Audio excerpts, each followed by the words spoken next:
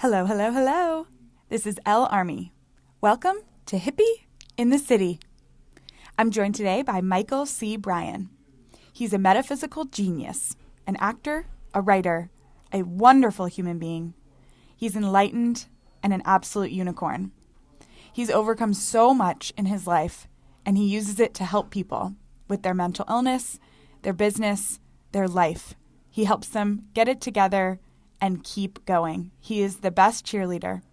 He's so gifted at making people feel seen and not so alone or ashamed of their pasts. He has a fabulous and helpful ebook coming out this month on Amazon. I'm so happy for him.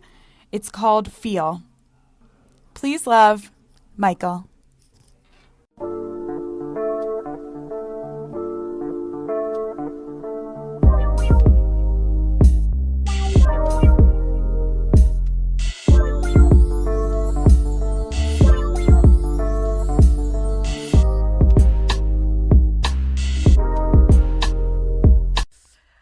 Michael and I met 4 years ago. Oh, I get to tell the story. So I was in the shower today, and I was thinking about how to tell this. So I had to tell. I just got excited because I did like a Molly Shannon like. Ready? Yeah. Sniff him. Okay. So the story about how we met, I was thinking about it in the shower today. So this is very serendipitous today. So not only was it 4 years ago that we met, right? But it was exactly 30 years ago that I moved to New York in an apartment right across the street from where we're at right now. So we're on Broadway between 11th and 12th, and we're at 815 Broadway. And I actually moved into 812 Broadway with a crazy woman. What else is new? So it's a wonderful full circle thing happening here. I manifested you here. Of course you did, honey. So okay, I'm going to speak about her as if she's not here, so you really get the scoop on her. So I'm going to give you the real inside detail about her. So she's from another place. We met at a different time. She really, you don't know how gifted Ellen is. Like, she really has something to her that a lot of people don't have, which is her understanding that she's not what you see. She's more than what you see. And she's always been like that. So we were at a acting seminar in New York City with my dear friend Mark Isaacman, who is the executive director of One on One, which is a great. We love One on One. We love One on One, LA, New York. A really beautiful place where actors get to come and create and meet and, you know, help each other, support each other, have a community. Industry meets actors. What a nice. She got the branding in there. Notice the effective branding. Really, Mark, sponsor, hashtag sponsor, hashtag I love you, hashtag great head, nice and shiny. He has a nice shiny head. You want to buff it whenever you meet him.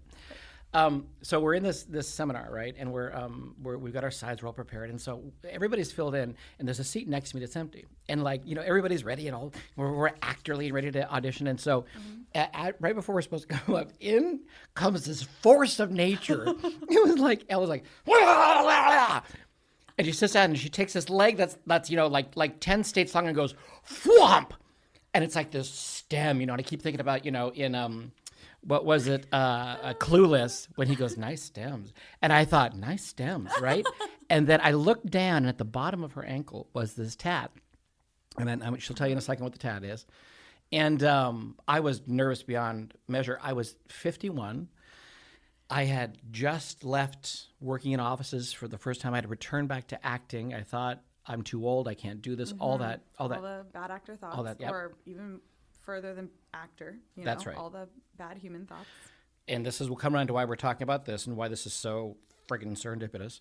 So my anxiety and depression had fucked me up for so long that I thought, oh, I'm too old. All these years have passed. I can't really perform at this age. I've got to succeed. I've got to get that TV role, that movie role. I've got to get that deal, you know. Yep. Tits up, Validate. shoulders back. Yep. Right? Validate.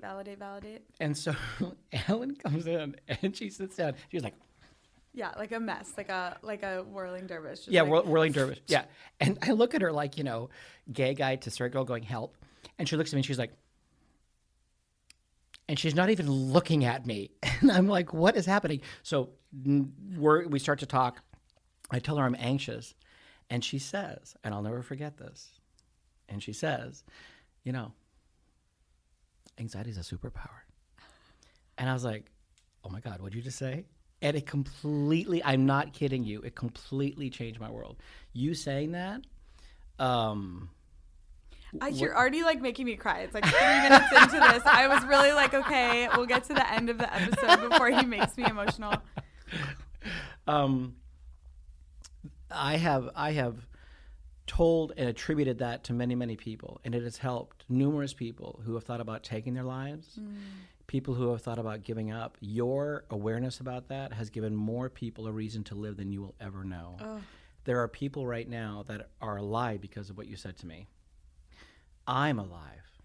Well, I am alive because it was said to me. So it's a beautiful thing to really think about, because when you think about a superpower or a superhero in a movie, right, and they have electricity coming out of their fingertips and fire coming out of their eyes, and they can run up walls and things like that. Well, like, which I do sometimes with anxiety. No, this is right. This is where I'm going. It's like, yeah, exactly. It's got to be painful. Yeah. Right. Like those superheroes make it look easy in the movies, but maybe that's because they have had it for so long. They've trained themselves in a certain way. They have accepted it and trained it. Right. Whereas we have this abundance of energy. That's why you're shaky. You're nervous, you're, sweaty, can't stop talking, people think you're on cocaine, and then sometimes you just sort of like fall on your couch because you can't handle it. You can't like deal with it. That's 20 minutes ago. Right. Before we got here. We have showered. Outtakes on YouTube. Right. But it's something that I still like, try to make sense of, right, because it is a gift, and some days it feels like a really heavy burden, and it's very frustrating, and things like that. But in telling you, like, that's part of my process to continue to pass that information along, helps me to actualize it, because I can know something, back like all the way around, and I'm still like, but I don't get it. Well, it's the experience of it. It's funny because, and as we've said, I act and I write, but I've also been guiding a lot of people in this work. And it was a way to help me understand it. So I've been talking to hundreds of people who suffer from deep depression, anxiety, mental health stuff. And I am not a fan of the word mental illness. It's like, do we need to stigmatize it anymore, right? So it was funny because I remember years ago with my ex hubby and I, who's a psychiatrist and broke up with me because I talk about my life on stage. Can't imagine what I picked him. My mother with a penis.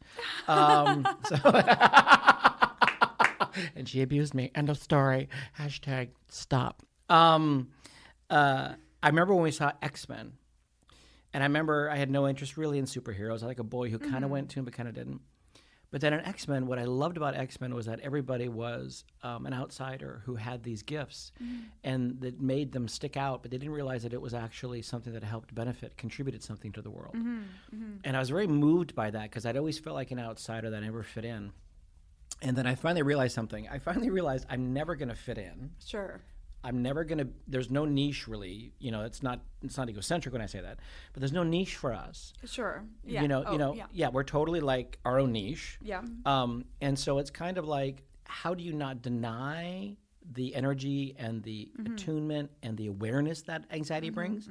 But how do they focus it in a way where they can find their balance in the moment and then enjoy that beautiful respite that comes after that gorgeous, like, post-anxiety feeling, right? You know that feeling, right? Like you ran the marathon, which was just yesterday. Yeah. So it's that sort of thing. And when your reframe of that, like, where did you first hear that reframe? It was in acting class, actually, in LA at, oh my gosh. I love Leslie her. Kahn. You right? told me about her. I love her. What's her name? No. It was in Leslie Kahn's class, and it's because I was doing a scene and I was doing it technically perfect. Again, hashtag Virgo. And she was like, stop. This is so boring. And I mean, oh my God, you're up on stage, you're already doing it, blah, blah, blah. And then someone tells you, like, it's shit. and I'm staring at her, trying not to cry, trying not to do 100 things. And she's like, what are you doing right now? What are you actually doing? Because I'm not watching you live the life of the character. And I said, and it was sort of the first time I think I was really honest, as opposed to saying like, oh, well, I'm trying this that the character might think. The actor response. Yeah, and just kind of bullshitting your way through whatever. Right. I said, well, I'm trying not to shake because I'm very fidgety and I move my hands a lot. And I also like make a lot of facial expressions. And somebody once told me that a sign of a bad actor was if they move their eyebrows too much. Ha! So I was trying not to move my eyebrows, trying not to move my shaky hands, and try not to be you. She said, well, can you just do it with all that stuff, and we can work on some of the other stuff, because watching you try to not do those things is excruciating and uncomfortable for everyone. She said, so just do it. Forget about the character, forget about whatever. Just do it with your eyebrows and your shaky hands.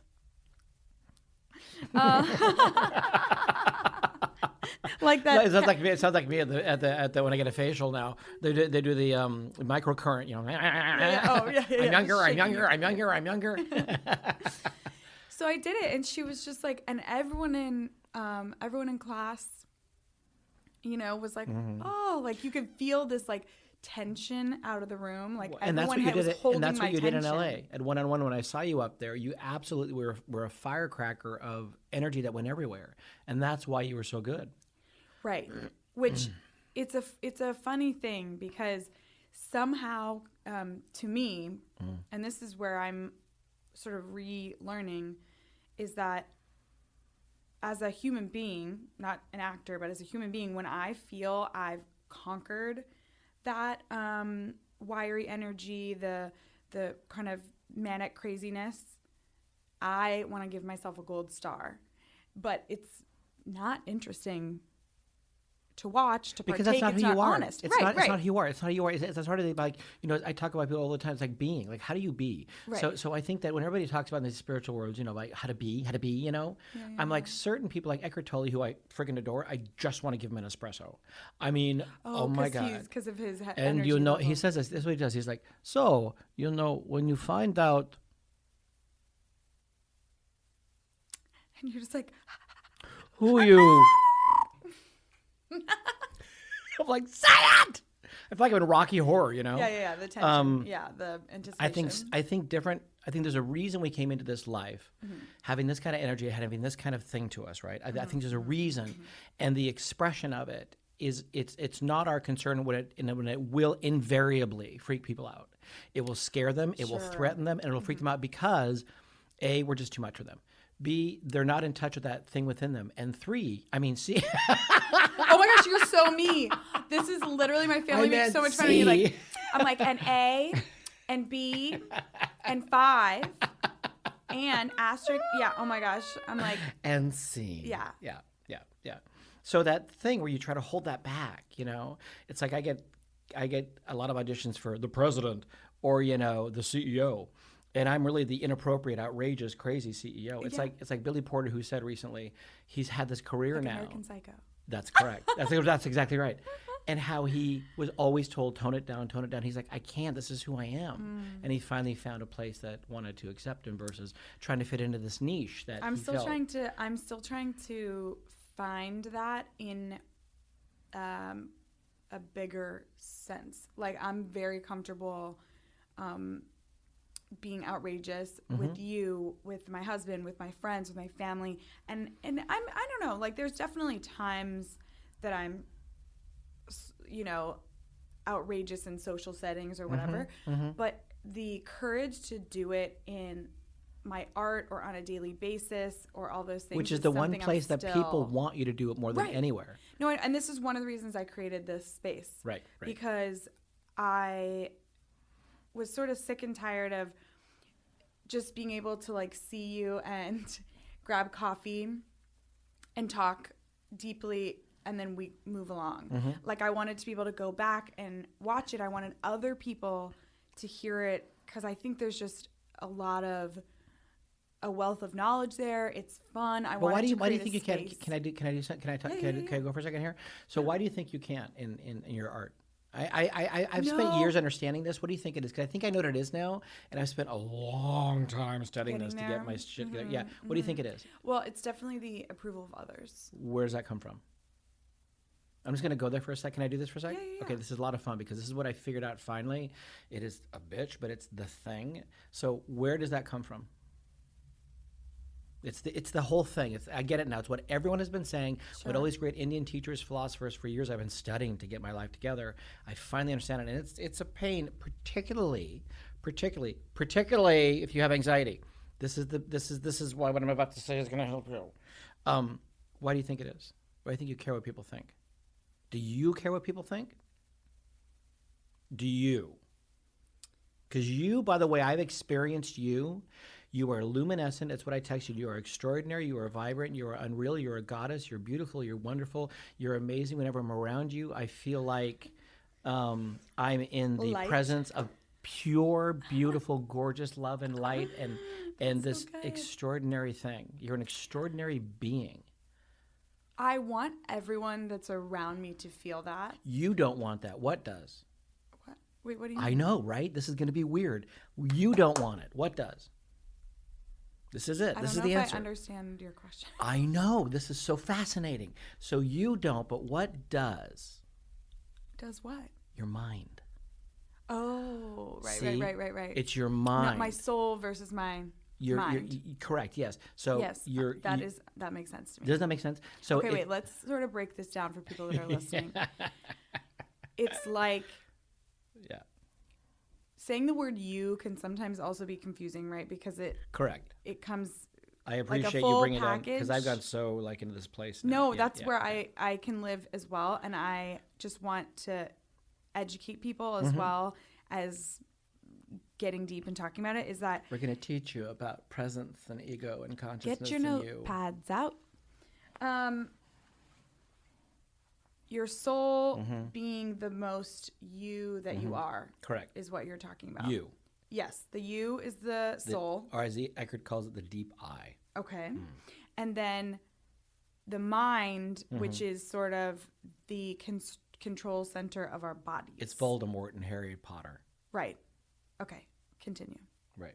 So your mind is like Voldemort. Your mind is the nemesis in the story. Your mind is the bad woman, bad guy. Your mind is not your friend.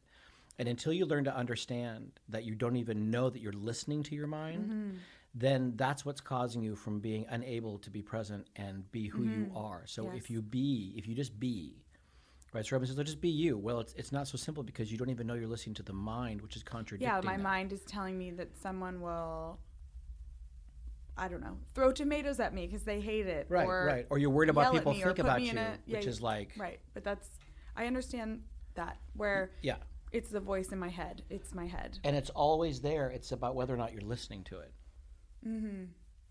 Now, when you're talking to people or doing this work for yourself, how do you know when to listen to it and when not to listen to it? Am I here or am I in my head? Am I here or am I in my head? Am I here or am I in my head? And do I feel that? Do I feel my hands? Do I feel my feet? Do I see the microphone? Am I here or am I in my head? I say that constantly. And I ask myself that repeatedly to condition myself to be either aware in presence or to be lost in my head. Do you think it's harder, or I should say easier, to get lost in your head now that we have our phones? Yes, because what it does is our phones fill our minds. So because we're always filling our minds with things, it's actually more active. So when people say mindfulness, I'm not a big fan. I don't think mindfulness is a real thing. I think mindfulness is a deterrent from the point. We don't quieting your mind. That's correct, yeah. Or more importantly, I think people say quieting, but I think taking your attention off of your mind.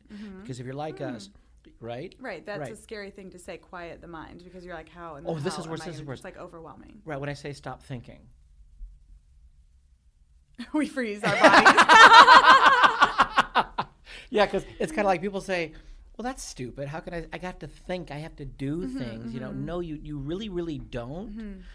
But to get people to understand that there's this thing that you have access to that when you perform and you've realized that you're not thinking about the copy, but you're just saying the copy and something's flowing and blowing through you, when you start to have that's when it feels just like, whoa. That's nirvana. So that's the sweet spot we're always looking for as actors. Singers, and when they're on stage and they're not thinking about, I should unload the dishwasher. It's like when you have an orgasm, you're like, or oh, think God, like, take out I'm the going to dog. hit this note and we're going to go up the scale and down. Like, it just... That's why they practice. That's why we practice. That's why we work at these things so that we can be in non-thought. Do you think... And that's why anxiety is so fascinating, because anxiety is the disorder that is perpetuated by the attention to the culmination of thoughts. So you have a thought about a thought about a thought about a thought. That's why anxiety is difficult, because first of all, it's hard to not think. Right. Second of all, it's hard not to listen to your thoughts. Third, it's hard not to be aware that you're actually listening to your thoughts. And then the awareness of listening to your thoughts. That's it. That's the thing. That's like, I got the aha moment. Yeah, that's the aha. That Oprah talks about. It's like being aware. Yep. That you're listening to the thoughts in your mind, not just aware that the thoughts are there, aware that you're listening to them. So then you become what they say in all this work, which is fascinating. You're the observer of the observer. Right. You're the witness to the witness. So you detach yourself from your physical experience and you look at yourself in your life. So you see yourself in your life and you see yourself listening to your thoughts. And then there's no question as to why you're doing what you're doing, because you're either listening to your thoughts, which are causing you to react, which are causing you to feel things that you're feeling because of the thoughts, or whether you're being in this, and then the experience of non-thought. Now I have a question. Another question. questions. Darling. Do you find that in practicing these notions of being the observer or the witness, that witness of the witness, right? Do you find that it can be a bit dangerous to do that, though? That it might it's dangerous make you, not to. But what about? Well, I understand that part of it. This is just. By the way, in case you don't know this, this is the Ellen I know. Ellen is a fiercely intellectual, and when she and I get together, this incredibly ravenous desire to understand things. When she and I get together, we go here. This is always very fun to me because I'm we mind meld. It's very fun. Go ahead. I do. I love that's truly another reason that I started this. Is I need to know what other people are thinking about. No, you need to celebrate your intellect. You're so fucking smart. You are so bright. It's just so enjoyable around you, because not only are you, physically. So I brought him on just to get the compliments. It's true. You know this if you've been listening and watching. This is nothing that the world doesn't know. It's just really enjoyable to bask in your intellect. So I want to know if, and I'm asking this in curiosity.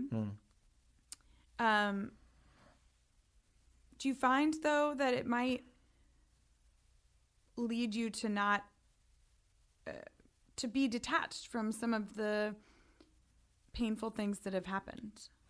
Well, that's really interesting, because what happens is we think to ourselves, okay, so if I don't listen to my thoughts, and my thoughts are putting into context the life that I've lived, so because it's not we're not a robot, so we're always going to some degree, no matter how aware I feel that we are, we're always going to be listening to thoughts. We're always going to be dragging the past into the present, no matter how much we try not to. I do feel, though, there is a great value to understanding the experience, not just this as an idea, but the experience of being present, the experience of living without thought. Because then you realize... So doing it as a practice versus... It's a moment. Because I think people can... The reason I'm asking this is I think that people out there that maybe aren't doing the work with a guide such as Eckhart Tolle or checking in with a therapist or, using you as a mentor, I think the notion of being a witness to the witness could be confusing in, okay, let me shove it down and then not... Well, that's why you need a teacher. You need a teacher. Right, that's what I'm... guide. Yeah. So that's where I'm getting at for viewers, is I don't want people to think that it's a level of detachment. It's because that's where it can get very, very dangerous, where you're not living the life, you're not feeling your feelings, you're sort of shoving it down and observing. But I think the difference, like you said, is doing it guided, whether you should with a teacher, with a teacher of some degree, and then also to have a time and space to process your feelings, because the feelings are very different than the thoughts in your mind.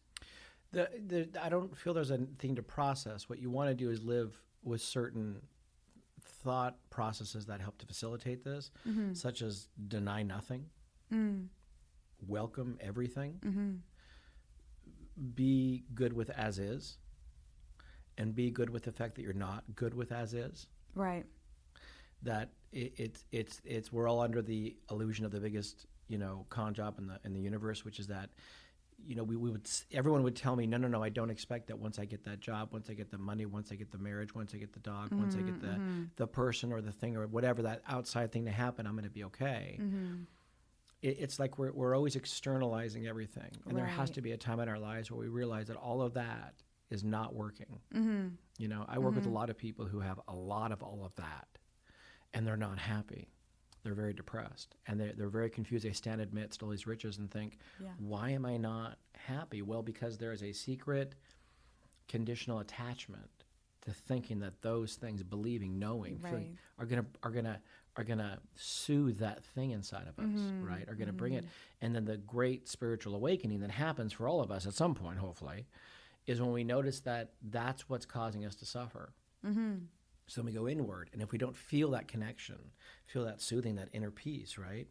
Then our work becomes, why is that? What's blocking that? And what's normally blocking that is the dysfunctional, neurotic, rampage, litany of thoughts that are just echoing within our minds. And the fascinating part is the moment we start to recognize that we've been recognizing our thoughts and living our life in accordance and feeling that, once that happens, then the curious part is the more we move away from our thoughts, the louder the mind gets.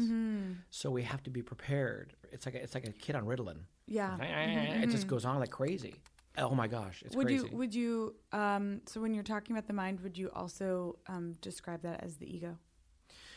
Well, the egoic tendency is always, I find that egoic tendency is always signified by certain things. You know, if materialism. Well, more about your persnickety, you're cranky. Nothing is ever quite right. Of course, the big one is you're right, they're wrong. That you have to prove a wrong, like you have to fight a war. That you are offended. That you need to be recognized, you need to be acknowledged. That's all ego. Right. So when you start to drop all that, then what do you attach to? Because if all those things are the precursor for success and likes and fame and fortune, all that sort of stuff, which is lovely, if that's not working for anybody, I mean, look at Kate Spade, whose brand was built on happiness and joy, and she hung herself from her Park Avenue apartment. Look at Anthony Bourdain, very open about it, and look what he did. Look at Robin Williams, the funniest guy on the planet. All these people took their lives for a reason, because the externals were nice, but they're an augmentation. They're not the source, right? Right? Does that make sense? Yes. Yeah. I think about this a lot. Yeah. I talk about it a lot with a lot of people because I struggled with it for a very long time, and I still, of course, am trying to understand it fully. As an experience, not a thought, as an experience. Yes. As a feeling. Yeah. As an experience. Yes. Because everyone babbles about this all the time. Instagram posts, tweets, all these things, but they don't feel it. They just keep saying it. Right. Yeah. Well, and it's that thing you sort of like, and I've definitely been there, and then also have times where I kind of tiptoe back into it of like, if I say it enough times, either it will come true or someone else will do it for me. And when you're talking, what does that mean?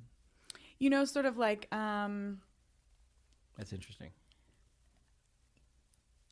I'm trying to think of something because I've really gone away from a lot of this thinking, but it's just like being a broken record. You know what I mean? Like whether you're talking about needing more sleep, or the fact that you're in a fight,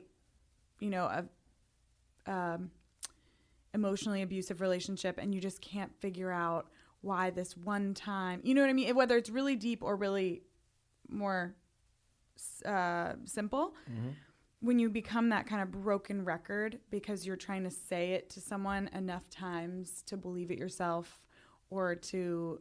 Give me an example in your life.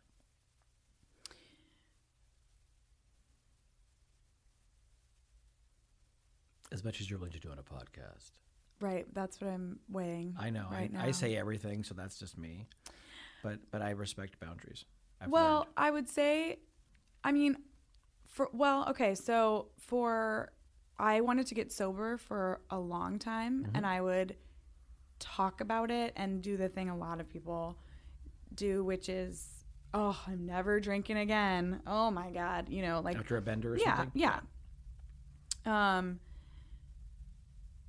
But it was like something I would say or talk about in a sly enough way that maybe no one would figure out I was an alcoholic. Do you know why that was happening though? I mean, I talked to a lot of people. Well, for a while I was just saying it so that maybe someone else could, look me in the eye and see me for what I was, because I didn't want to have to look in the mirror and see that person and see that pain. Do you know you're not broken? Yeah, I do now. Good. Oh, yeah. Good. And why did you want to be sober? Okay, so I'm making this podcast on anchor.fm because A, it's free. B, it lets you edit everything in the app on the website. So if I'm on the go, I can literally pull up the app, move around segments, listen to how the order sounds, add music. I can even add different pictures for each episode. And then when I'm done, oh my gosh, it uploads to Spotify, Apple, Google, 5 or 6 others, all for me. So I don't have to do it. It's literally amazing. Download the app or go to anchor.fm to start your podcast now, because we need more podcasts out there. We need more storytellers. Oh, and another cool thing is that you can get paid from sponsorships, and it helps me so that I can be able to go out there and find amazing guests to connect and talk to that you guys can listen to. So download the app or go to anchor.fm right now. Well, because I wanted to get back to my authentic self. I was like very connection deep to that. Yeah.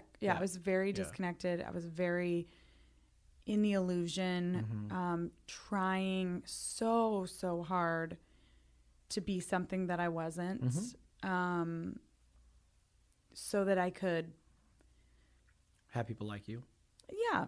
I mean, get all the things I thought would make me happy, honestly, because I spent so much time trying to stamp out this anxiety that, when I would, it started from a young age of just normal, stuff of like, oh, I was dyslexic, so I had to go, to a tutor and a therapist for that, which is just to help, me function in quote unquote normal school, which of course is not at all how I learned, but it made me feel less than, it made me feel other, it made me feel weird, which I already felt anyway. And then we're like exacerbating something. And then, it continued. So all I sort of knew about that anxiety was scrub it out, like get rid of it. You're not good enough. And then of course, being a Virgo, I'm like going to take it to the umpteenth level. So it was like a lot of self-loathing, a lot of I'm not good enough. And so then I definitely was drinking and doing drugs to feel like I had permission to like be my weird, crazy self. Well, you were it lowers resistance. So the great thing about drugs and alcohol is that you do stop that sort of resistant thought and feeling. And you feel that opening. Yeah. But then that's how it's the beginning of that is, but then it quickly deteriorates and becomes another illusion. I mean, just another one, because you're not going inside and really doing that work. It went from like, let's scrub it out to like, let's light it on fire. Like, let's do the most crazy, wild, wacky shit because I spent so much time trying to mask it. It also is a way to mitigate your intensity because you're very intense. Yeah. So it was a way for you to not be that. Well, I didn't have to own it either. I'm like, oh, I was just drunk or wasted. And it's like, well, in fact, now that I'm sober. No, I feel being sober is the best gift I could have ever given myself. And I feel so much freer. When is it hardest to stay sober? When is it? Actually, right now, this time of year is the hardest for me. Most people, some people, it's all the time, 24/7. A lot of people that I know, it's in the summer when people seem very happy. No, it doesn't bother me at all. It's definitely winter when it gets cold, when it's windy, when there's Christmas parties, when there's... Because everybody's drinking. Oh, yeah. I want a bourbon and a fireplace like nobody's business. But it's okay, because the things I have completely outweigh that desire. And do you hear a thought come in about it? Are you aware of the thought about the bourbon and the fireplace? And then how do you talk to yourself? How do you negotiate? What do you do? Well, so something I've really started doing is being my own parent. So whenever that desire or voice comes in my head of I want that, I then kind of, it's something I started visualizing with my therapist in terms of, is she a little kid? What does she look like?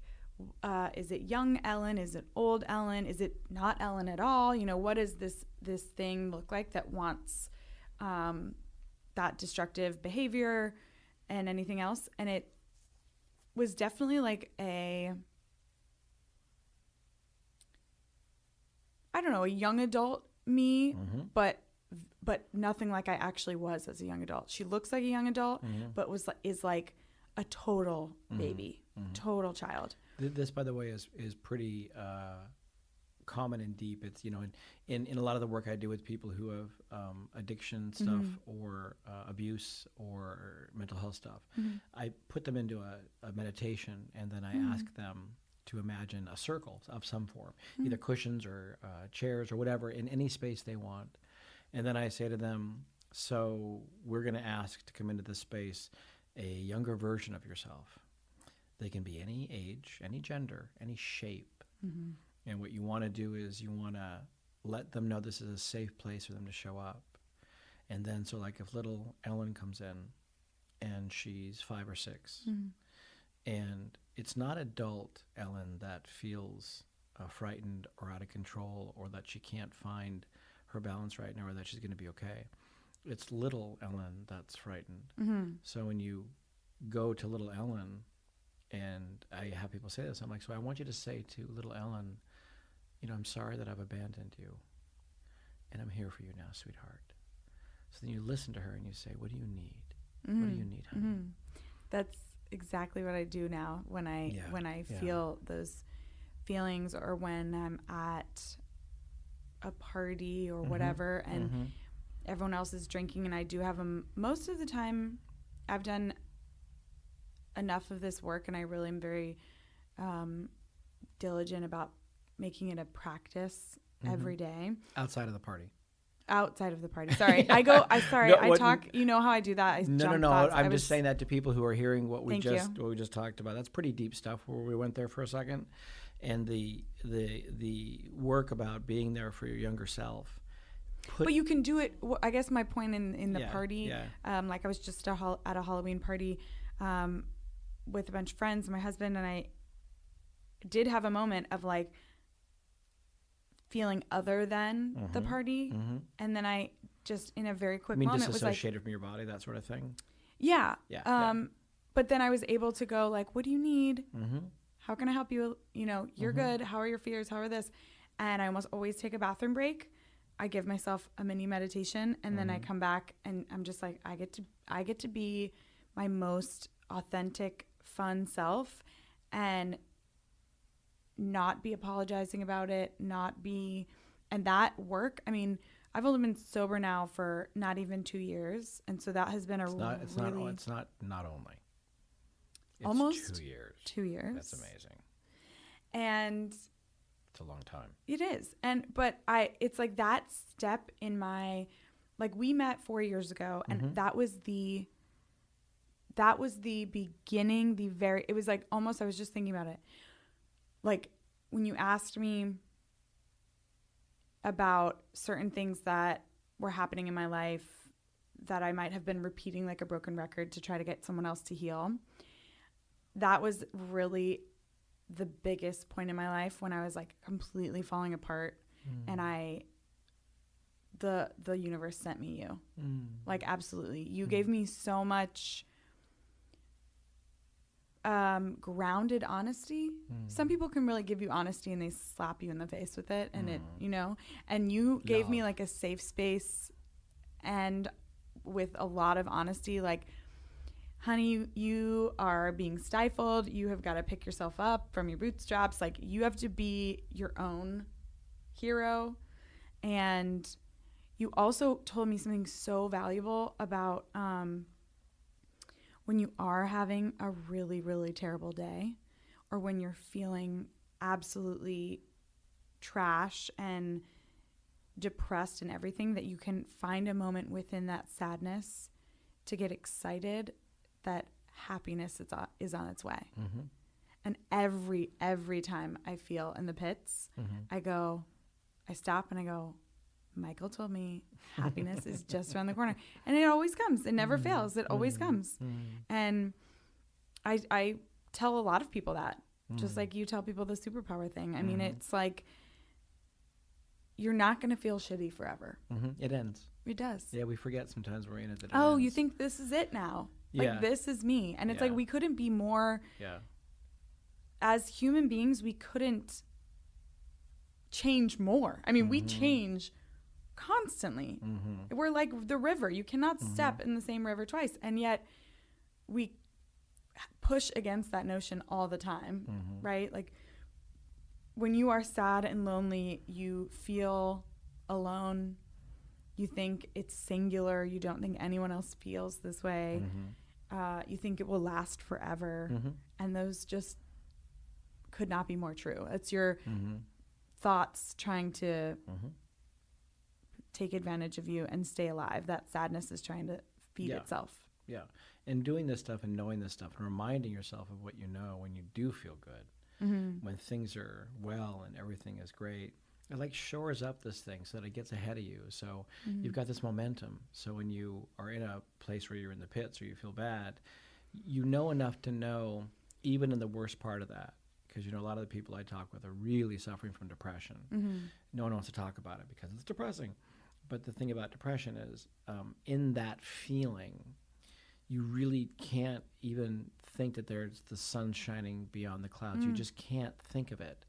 That's why when things are great and things are good, you have to remind yourself that I'm aware of this. I know this. This is who I really Remember am. it.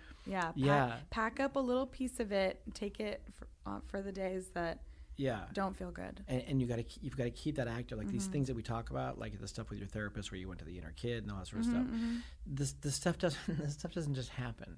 You have to work for this. You have to you have to do the work. That's really important. A lot of people don't really think that, if this is my birthright, I should just feel it. No, you have to welcome it in. So I say to people, welcome this in. You have to do the work to be in this place of being present and not listen to your thoughts. But if you don't, it's never gonna. It doesn't have a hold on you. Yeah, it just doesn't. Well, a hold on you. That's a great way to say it, because it really does require action. And it's funny how many people will say, when I talk to people that aren't necessarily doing this work, or they're not interested in it, or they will be if they suffer enough. Of course. But I'm sort of meaning when I bring this up, small talk at cocktail hour with my husband. He's drinking the cocktails, not me. But you know what I'm saying? Like, whenever, because I'll go there real quick with somebody, and when I bring it up, people are like, oh, I wish I had time for that. Or I wish, this, that, or the other. And I'm sort of baffled by it because if you carve out even 15 minutes to start, you can do 15 minutes. Meditation's a thing. Meditation. Well, meditation, but even further than meditation, I mean, if you want to just start with a podcast, or if reading's not your thing, or if you just want to read an article on Medium or anywhere and just sort of begin your practice, and you do just make the effort, then eventually it does get a hold of you, and everything else becomes easier, and you have the time and the space for things. Like, everything doesn't seem so... Well, you get ahead of it. That's always the key. So I have a couple of resources. But what are the resources you'd recommend for people who are hearing this going, and they want to and they want to figure out what are there any books? Are there any things? Because I recommend probably 6 books that... Well, the books, you might recommend ones that can ease people in better. I don't know. I'm much more like I don't know about that. Yeah, I don't know. But yeah. I'm definitely much more like, personally, I like to just jump in the ocean and see if I can swim. But as you wisely said, and some people hearing this is so new to them that Zen mind, beginner's mind is always very smart. And because you and I have spent a long time figuring this out, because we've had so much, I was abused, you're sober, because we've had these things to figure out, grapple with. Yeah, we were voracious. Sure, of we course. Had to figure stuff out. Insatiable. So that's why I, from a very early start with my dad, was a shrink. So he introduced me to a lot of this. But what do you read? Or what do you recommend to people? Okay, so, I love The 4 Agreements. Yep, that's great. I just talked by Don Miguel Ruiz. I talked to my last guest about this as well. That's his favorite book. I love The Alchemist, but I also find it's fun. Yeah, I think some people get a little alchemist. No, if it's too beginner, they get lost in the story part. Sure, they don't. Sure. Go there yet. I love The Power of Now by Eckhart Tolle. Yep. That one also can be a little bit like heady if you're new. I love listening to Super Soul Sundays by Oprah. Of course, it's great. I think that's great. I also think it's extremely approachable in terms of she really clarifies things for people. There's a book that I love to talk about right now called The Instruction by Ainsley MacLeod. I don't know this. He's a psychic medium, and it is all about your soul's age.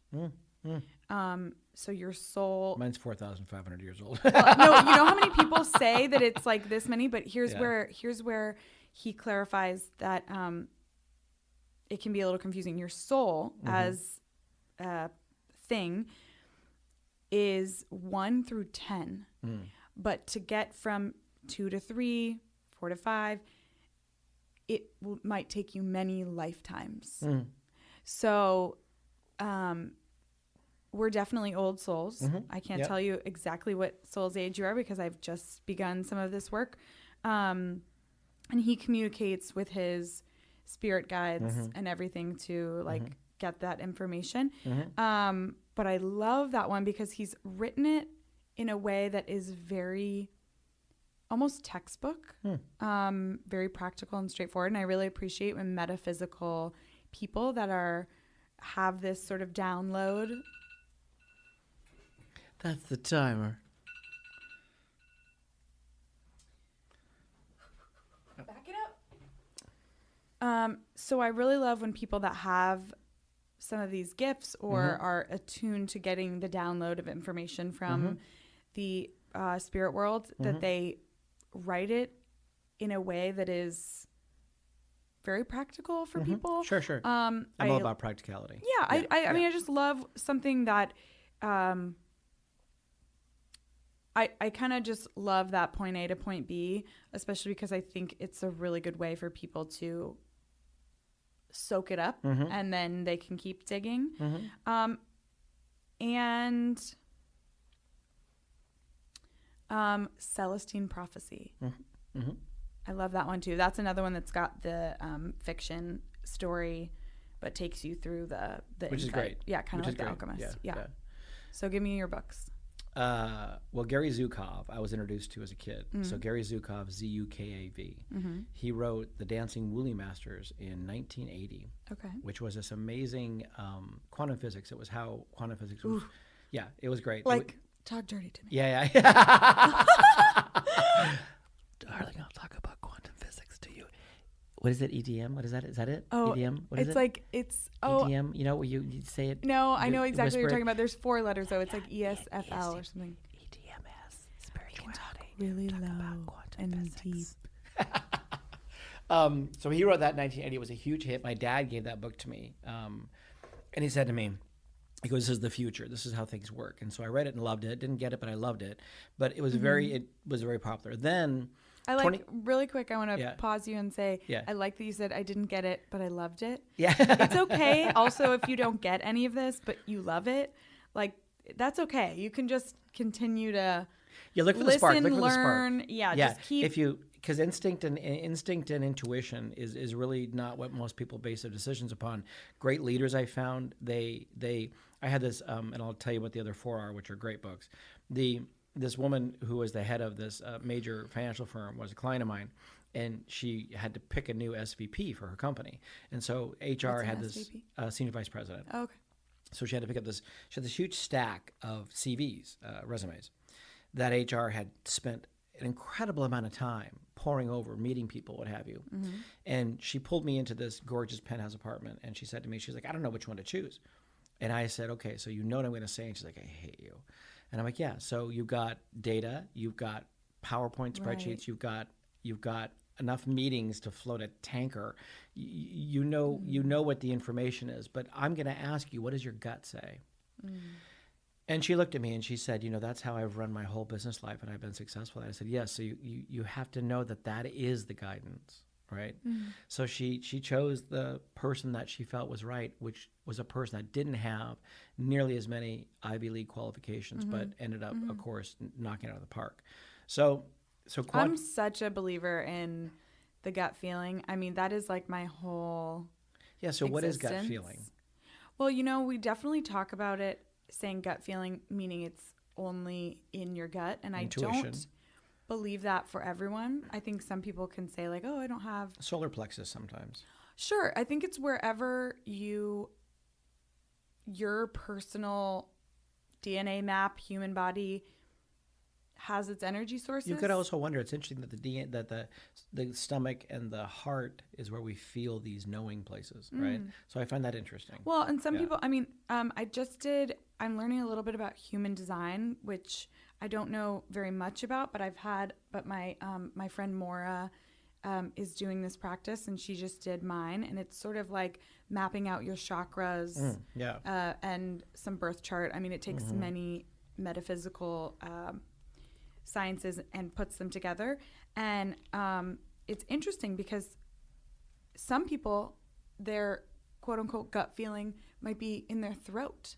They might have sort of a tightness or a or a dry throat, or even in your kidneys, you might have like lower back pain which is very interesting. It's common. And she was saying that, but people will just bypass it as sort of like, "Oh, I have chronic," of course, some people definitely have chronic bronchitis. I'm not saying that medical illnesses, aren't real, but she was explaining that once you kind of can map out your own personal, where your chakras are the most vibrant and where you have tendencies to get the energy blocks, that, if you get an energy block in your sacral chakra, then you have to constantly work to unblock it, things like that. And she, for me, my gut feeling is truly in my gut. I mean, I get like totally wonky if I feel something is off or not right. And when I ignore it,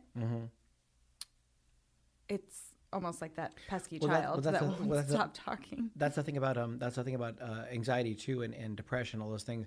You're emotionally very acute. You feel things very deeply, so you're very aware of things. But sometimes you don't know if that awareness is based upon what you're receiving or downloading, as we always say, or if that's from the mind. Right. Sometimes you don't know where to place it. So you're like, I'll just ignore it and look at the resumes with the best that's a discernment qualifications. And you're like, wait a minute. That's right. Is this ego? Is this essence? Is this me? Is this, because we're vessels. So something's trying to be expressed through us. We're not trying to express it. It's something to be expressed through us. And living in New York City is hard. It's like downloading too much. Yeah, you have to sometimes, I always say shields up, that works. So Zukov. So he wrote a book 25 years ago that Oprah discovered. And gosh, love her. Yeah, I love her. She really likes to figure stuff out. She really wants to understand this for her life, and she's been through so much, you can tell. So it's called Seat of the Soul. Seed of the Soul. Seat of the Soul. And 25 years ago, an edition came out, and the 25th anniversary edition that came out has an extraordinary study guide in the back. And everybody, I love a study guide. Oh, you'd love this because the everybody I give it to sort of loses their mind because he talks about a 5-sensory and a multi-sensory person and how the 5-sensory personality versus a multi-sensory, how we're supposed to live. It's an extraordinary book. There's that. And then the one that people tend to lose their mind about because it's short and it's sweet and it's really good is An Untethered Soul by Michael A. Singer. Yes. Oh my gosh. Yeah. Everyone. Okay. Well, I have to go buy it right after. No, this is like the 7th time in 2 weeks that someone's told me to read this. Yeah, you should read it. His other book wasn't so great, but this one, he tapped into something. And it's the same thing that I feel that Eckhart, I like Power Now, but nothing like A New Earth. So A New Earth, there's something in A New Earth. It's got this thing in there. It really does have some juice in there. Yeah. So I like A New Earth more than I like that one. And then the couple other ones, it's a trip, but it's called I Am That. It's this Indian text. I can't pronounce the dude's name. It's like 20,000 syllables, and it's an amazing like oracle almost book where you open it up and you can't believe what you're reading. And then the last one is Oneness by Rasha, which is it's gonna be. We need to start a metaphysical book club. Yeah, I know a lot of them. Let's do it. We should do it. Yeah, and people would we should read from it because when people read Oneness and they open it up with a question, right? They will see the answer, but they don't know what they're reading because it's so thick. Yeah. But now, of course, I've been reading it for so long because it's about, you talk about frequency, vibration. People are like, oh, shut up. What? How's it going to help me in my career? I tell business people, isn't that the thing? I mean, they hate it. They hate that talk. Everyone here is just like, they hate it. But that's why I'm doing more of it. But yeah. It honestly, it's like if you could just tell someone like, hang on, if you do this energy work, this tapping into your source, this everything, like the business will just be booming and it won't. But until they experience it, and they don't care. It's like okay, it's the raise my frequency, tap into my source. You're like so the word business would just be so trivial if you just did here's all some this. Kush, go have a little smoke fest, and enjoy yourself. It's hard to explain to people that this is. Yeah, you just sound like hokey, silly. Yeah, you do. They don't that's believe why it's true. Hippie in the city. In the city is just as important as the hippie part because, and I've said this many times, like I am drawn to New York, to LA, to Chicago. I love big cities. I love urban life. I love all the cultures of people that have come together. I think it's fascinating. It's amazing that we live on top of each other and like ants, and we manage to make it through, and we learn so much about ourselves. So as much as I have this fantasy about like running through a field naked and having like, a commune. You still can at Central Park. The crazy trend. lady is running through. I'm like, Michael told me to live out loud. She has hippie in the city tattooed on her ass. What's that about? Is that a new show? Oh my God, talk about branding. It's not bad, huh? Literal branding. Hi. But yeah, the city part is just as important as the hippie part of this podcast for me, because I think going off and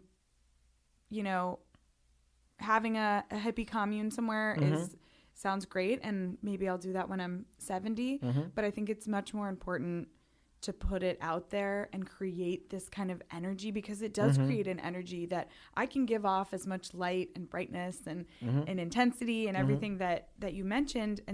But when we do it together and we release it, it's like we've taken our anxiety, we've trained it into this thing that you and I have, and we're going to give it to someone else. And hopefully people won't feel so weird or alone. And I think that work, anyone that's doing it, is so important. It's more important now than I think maybe it ever has been, because of the internet, digital, social media. There's so many good avenues to connect, make money, stay in touch, but it exacerbates the mind. It makes your anxiety, depression. So I think if we can create content that people can consume that's good. But it can't just be that. It's got to be so if anybody the work once you set the phone down. Well, they have to be discerning. They have to curate their life.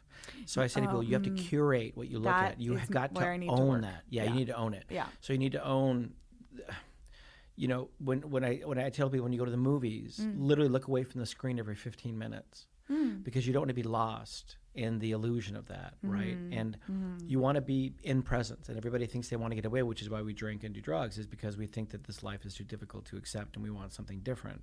Sure. When accepting that what is the point, you know? Right. That's so when ladies you're not and in what gents, is. that's the point. Accepting what is.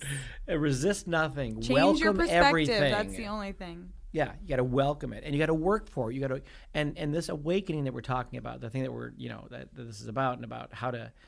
I always say this, but this is a great idea, an old Indian idea again, and I think it's part of Taoism, which is be in the world but not of the world. So you want to be in it, because that's how you learn things. That's how you test things out, right? But you're not of the world, which means you're not constantly reacting when something pisses you off, posting something, making a comment, reacting. So you're not like I call the flinch sort of thing. We're not flinching all the time, and then we blame this person. Well, no matter what that person is doing, no matter what is happening, it's like this idea about no labels. Like it's not a crappy day out; it's just raining. Right. Do you understand? Yeah. We're like, it's so crappy out. No, it's just raining. And you say that to someone, and they're like, you're an idiot. But it's like crappy the world out. is thirsty and it needs some water. Like it's just that's rain. It. Yeah. But that sort of awareness that we label things, that we have mind constructs that are overlaid over things, and that we have an emotional response to that. If this is really about emotion, and since depression and anxiety and mental health stuff is always about, I feel like the emotions are in control of me. I'm not in control of the emotions. Yes. When you learn to get in control of the emotions, then through the different methods like externalizing your experience, taking smell, taste, touch. What do you smell, taste, touch? Being the witness to the witness, doing the deeper inner child work. When all that sort of stuff is what you start to make part of your conscious process to instigate a presence and an awareness. Am I here? Am I in my mind? Once that starts to happen, then once you can even talk like this, right, you can't go back. Yes, you literally can't go back, because then you start to realize, oh, I've been friggin' asleep for so long. Yeah, and that's the point, to wake up. Yeah. Wake up, ladies and gents. Little shop of horrors, little shop of terrors. If you love our podcast as much as we love you, please subscribe.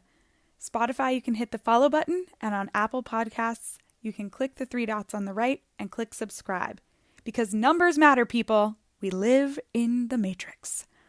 Also, if you'd like to support us so we can aim to run ad-free episodes, go to anchor.fm/L-army/support. That's anchor.fm/ELLE-ARMY/SUPPORT. Peace and love.